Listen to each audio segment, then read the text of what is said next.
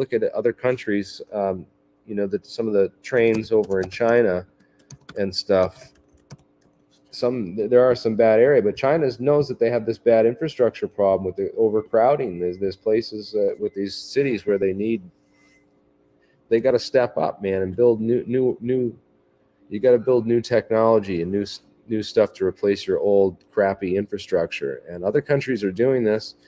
China started this 10-year plan a couple of years back. I forget when they started that, but they basically want to revamp their whole infrastructure of their entire country, replace all the old stuff. And, you know, here we got, you know,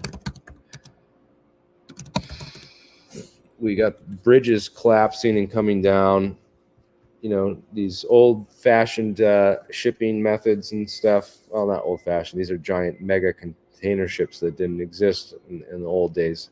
And these bridges weren't built for these types of things.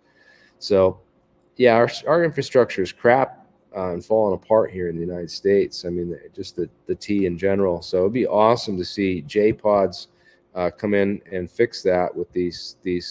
It's basically like a T gondola train stops with this elevated railway, and these cars will come off the track and come into a station, and then they'll merge with a track on it, and it will all be automated.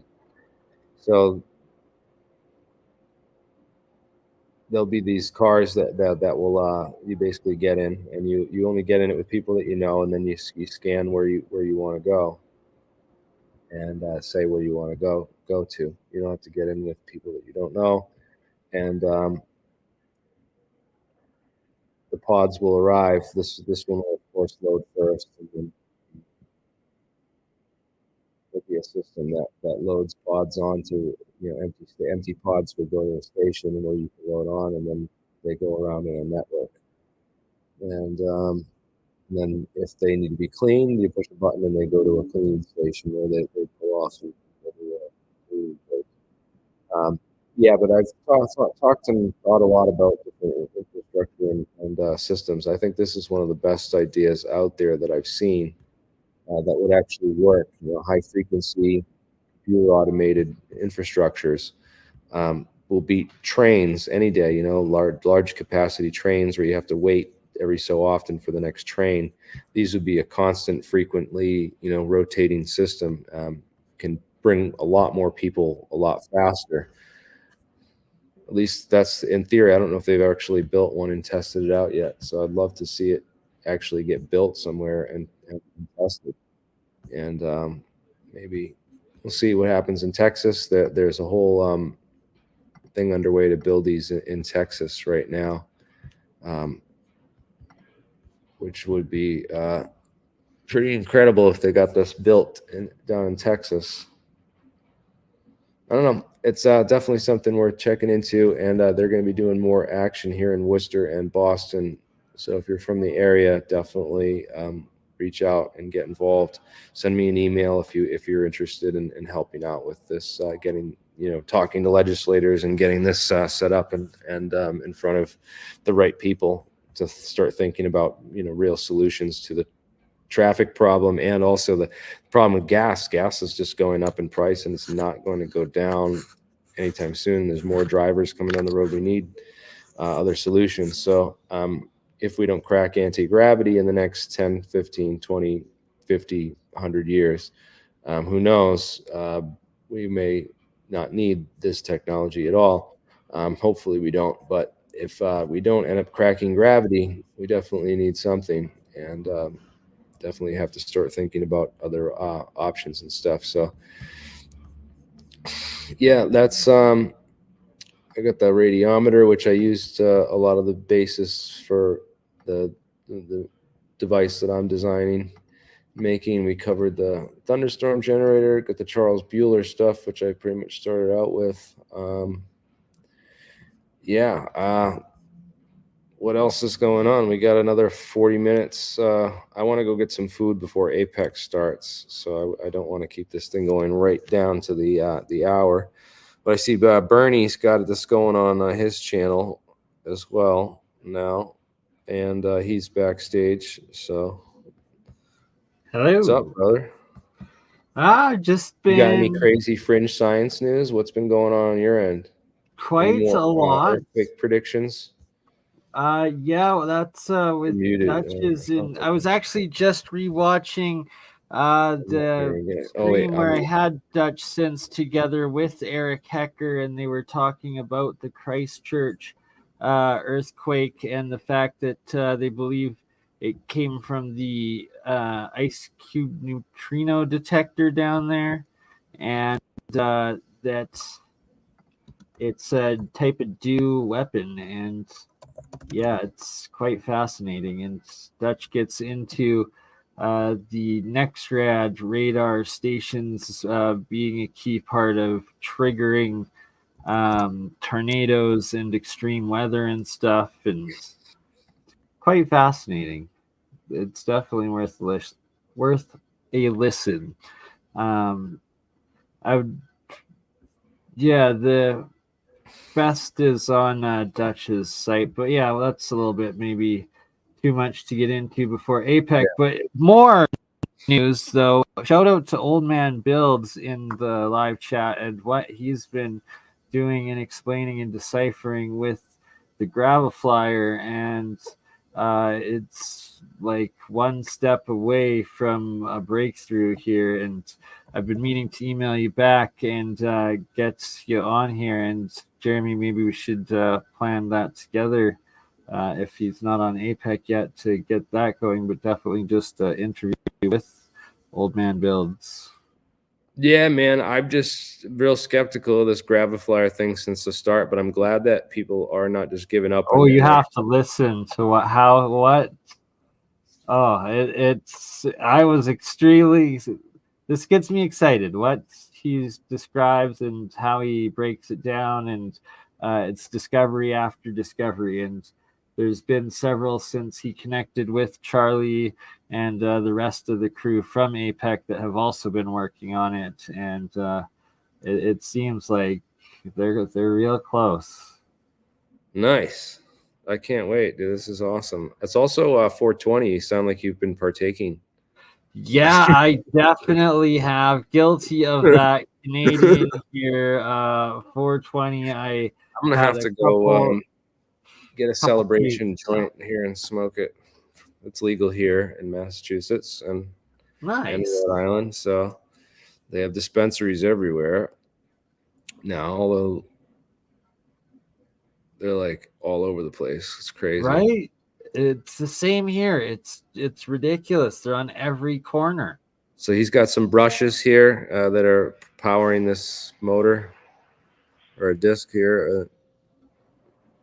You got to Just listen the to positive charge what onto it. he's saying, and it's about the harmonics of it, and Thank you. getting it into resonance and then pulsing it when you get the two plates into resonance with the different magnets on them, all in this harmonic resonance, and that you can then pop it, sort of thing, as he describes. It's very, very. It seems to make sense, and it seems getting very close to some Yeah. breakthroughs here. So he's got the fluorescent tube there to measure the charges. Let's see if it lights up there. You got some high static electricity going on that. It's probably dumping a ton of charge on there.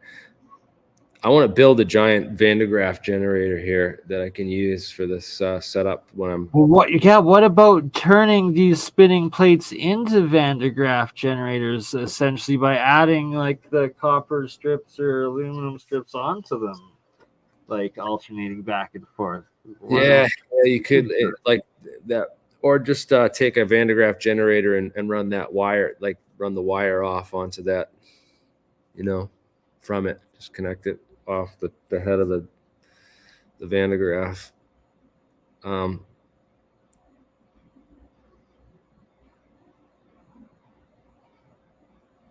But man, imagine if Tesla really did figure out some anti-gravity stuff and they've been reverse engineering it. I mean, they didn't reverse engineer it at all. They just had it since the 20s. Because that's another theory, is that we haven't reverse engineered any of this stuff. It's all like old Tesla technology. But Well, right, like Here I am at Chichen Itza there like 20 years ago, and I completely forgot about that clap that comes back like the hummingbird, pew, like taser, whatever freaking wave it Yeah. is.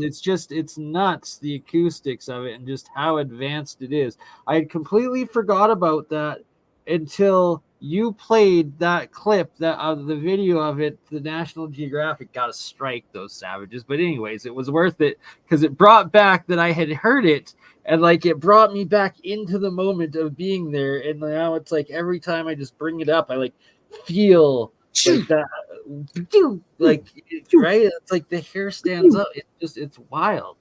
It's a wild sensation. It's part of ancient acoustics, and we have legends of Vihaman and so much more, and paintings of UFOs throughout the all the ages, right? And some of them, that there was one compilation that really I found interesting, and it was some of these paintings, I believe, from like the 1500s or something, from like mid Europe, and some, I believe it's like Christ is depicted, but he's depicted in these bubble like things that literally look like the plasma flames of Elon's and NASA's rockets, and as well as like the intercontinental ballistic missile rockets, as they're like breaking through that atmosphere, and it's like that same shape and like flume of plasma. So it's like it's very, very strange stuff. Quite the coincidence. So I want to build like my idea is that you use sonic resonances as well as the EPR and NMR, which is electron paramagnetic resonance and nuclear spin magnetic resonance, and the combination of those to align all the atoms in a material into a into like this into organized spin state, and maybe that somehow will work to do it, because that's kind of what's happening here. You see how it starts doing weird stuff once the entire frame starts vibrating at that frequency. That's kind of the idea that I'm thinking, that this whole UFO has got to like vibrate at this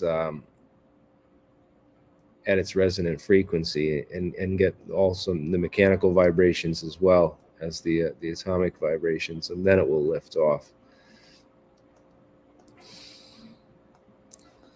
But I don't know. Maybe it's just a sci-fi one. Yeah. It would be so awesome if it really It's worked. that we're learning from it, and that there's different discoveries, right? Whether or not that actually is a real thing, or works into working device, or we just learn other aspects of it that eventually turn into something. It's real science that's happening, and it's awesome to see. Yeah, man. Old man builds. Thanks for hanging out in the chat, and we'll have to get you on sometime and do an interview and do like a lab mess around day, because I'm so glad that I got a lab now that I can start building stuff and showing off all my experiments and toys. That I want to start collaborating with other people and other labs. Especially I want people that have different skills than I do, that can teach me. I can learn from them. Exactly. It's all about sharing skills, because nobody is a master of everything, but everyone is a master of one. And we all have the skills that we're good at, and that together as a team, sharing the knowledge and sharing how to do and building, and then others learning, building from it, testing it, and verifying it. We don't need to have scientific discovery and technology get caught up and held back by the bureaucracies of corporation and academic institution. It's just open source and open for all of us, anyone in a garage or in a workshop or a warehouse, to test it, make it, and breakthrough revolution what we need. Well, LK99 did not turn out to be the real deal, but there's still hope for room temperature superconductors and other materials. It's still trying to figure out what the heck went on there with that group in Korea. And I heard, I don't know, I'm trying to get a hold of them or someone that has done any progress with that. We're gonna maybe try to make some again here, just to make sure it's fully put to bed and then cover I up.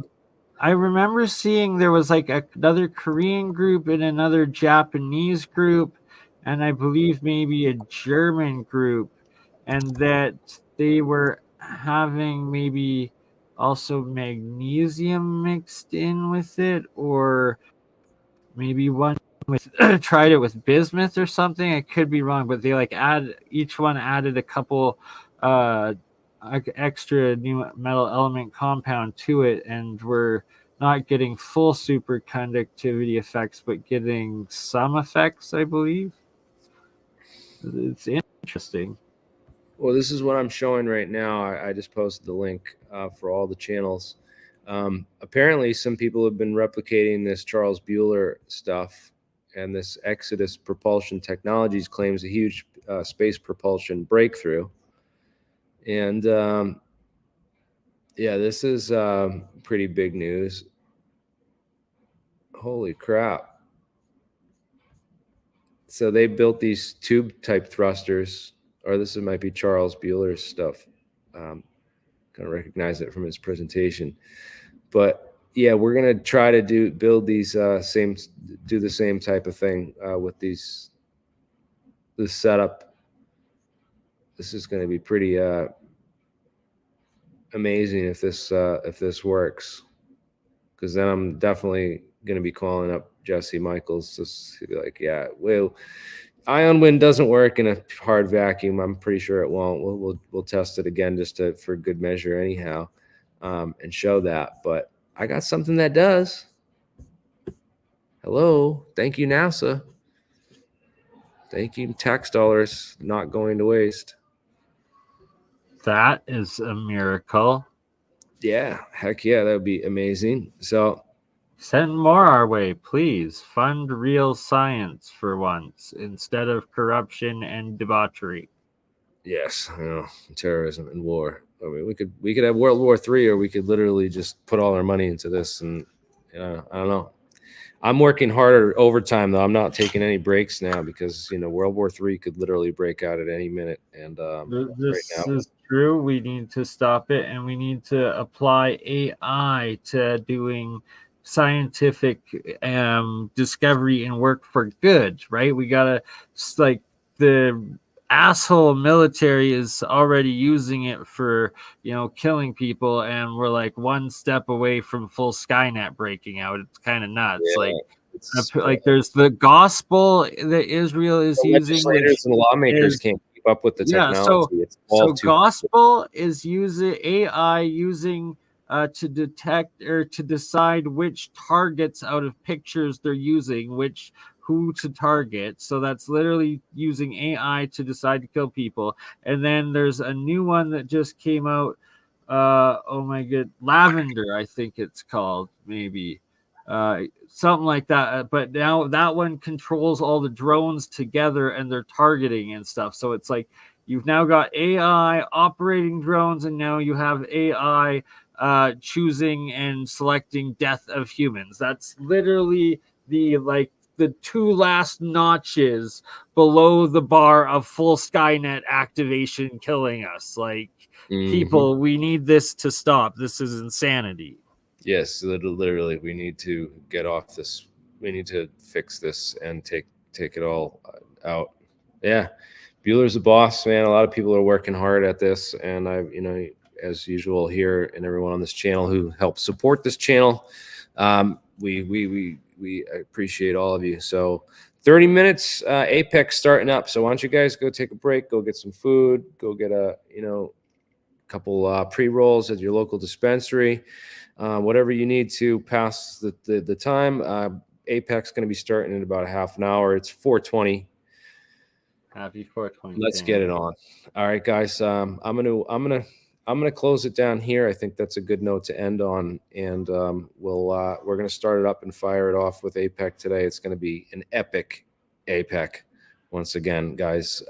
Who's on the schedule? Let's just throw it up there again. altpropulsion.com. In case you guys ever need to know and check when the next event is going to be, you just go to Alt Propulsion events, and the latest one will be right up here. So and we got Propulsion every 2 weeks, right? So it's like this one once a month. There's the live StreamYard ones, but then every second 2 weeks there's the Zoom ones, and Zoom everybody can join, right? So, and it's also the ad hoc presentation. So anyone with any, whatever you're working on, that's your time to join. And it's free to join, and we want you to join and present what you're working on. So make sure you do. And don't, it's ad hoc community without you in it. So yeah, if everyone who's working on their own stuff wants to share, jump in, jump in and join the fun at 5 p.m. Pacific time. That's 8 p.m. tonight on the East Coast, right? So yeah, definitely check it out. We got Dylan Friedman, Nathan Bunton on the Graviflyer experiments and engineering. We got Tom Vallone, development of a UFO and astrosociology textbook. Wow, that's pretty cool. I'll have to listen to that. Tom's always an interesting guy to listen to. Yeah. Ned Popovich on the space train, a novel solution to space elevator technology. That's a cool opener. Oh, that's going to be epic. All right, stay tuned for that. In a half hour, we're going to be starting it up, guys. So, yeah, this is going to be awesome. Oh, ball of lightning. No, yeah, that's mentioned lots through Bob Grenier, Martin Fleischmann Memorial Project, and shout out to Malcolm Bendel and the Thunderstorm Generator, and like the Bob now confirming the tests of the carbon-14 that's like off by 30,000 years or something, like showing straight transmutation or potential time. Well, who knows, right? But it's showing breakthrough cold fusion and technology being verified. It's wild times ahead. That's interesting. Yeah, I'll have to check more of that out, and I look forward to verification of all this kind of stuff. It's a great time to be alive and involved with all this. So. Yes, sir. All right, I'll let you shut her down, and we'll see everyone in 30. Ooh. Show that off again. Let's see. Yeah, these are cool, man. This one's diamond. And it's way harder. It's way harder to crush, man. It's like you try to squeeze that. It's like this one's more squishy. It's a cubic centroid. It's a little bit more. I love how you can, like, the right angle, you can just see right through it. Oh yeah, like a honeycomb through the ultimate lattice. Lattice structures, man. All right, cool. I'll see you at APEC. See everyone there. Yeah. Later.